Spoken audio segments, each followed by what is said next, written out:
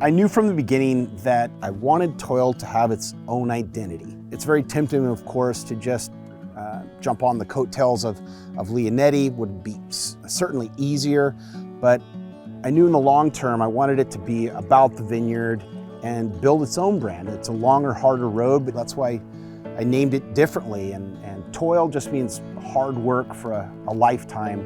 And that's reflected in the label. It's a silhouette from a famous picture of my dad planting the first vines here in Walla Walla. And it's my great uncle Bill Leonetti with the shovel in the dirt. And I felt if that's not emblematic of hard work over a long period of time, then I don't know what is.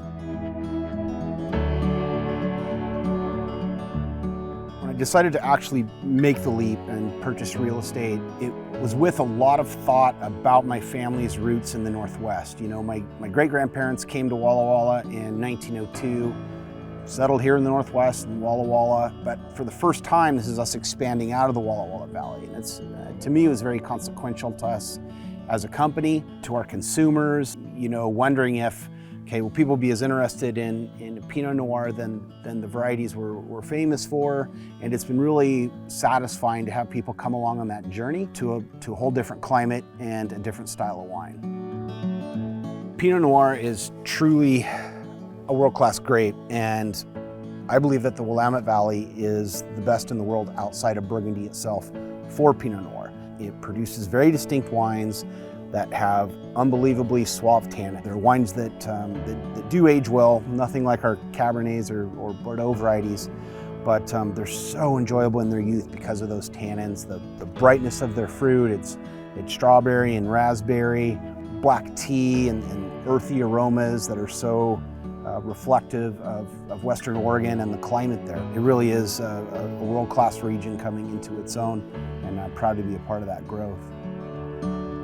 What you can expect from Toil Oregon Pinot Noir is it is definitely typical of Willamette Valley Pinot Noirs in a lot of ways that I just talked about, but I also feel like we achieve an extraction level that not every Oregon Pinot Noir has. Part of that's because of the more Bordeaux background that I have as a winemaker. I've had a lot of people who don't generally like Pinot Noir say, I don't like Pinot Noir, but I love your Pinot Noir. Most Oregon Pinot Noirs are done in very small vessels with punch downs, and we do some of that as well, but we also do some slightly larger tanks that are 5 or 6 ton ferments with some pump overs. We really feel that adds a separate edge and an aromatic complexity that is really special and puts our own mark on the wine.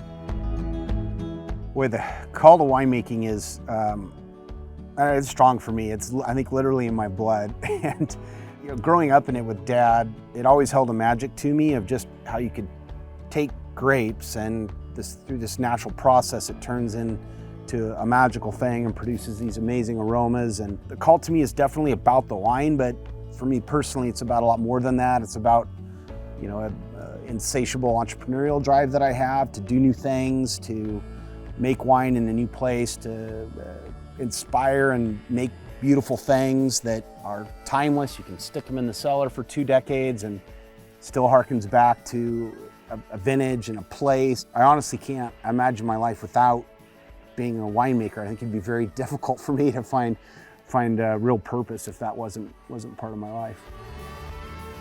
It's really been tremendously gratifying to see how many of you have come along for a journey into the Willamette Valley, to a totally different varietal, obviously, and a different style of wine. And just honored to have another piece of your cellar and your kitchen table for enjoyment.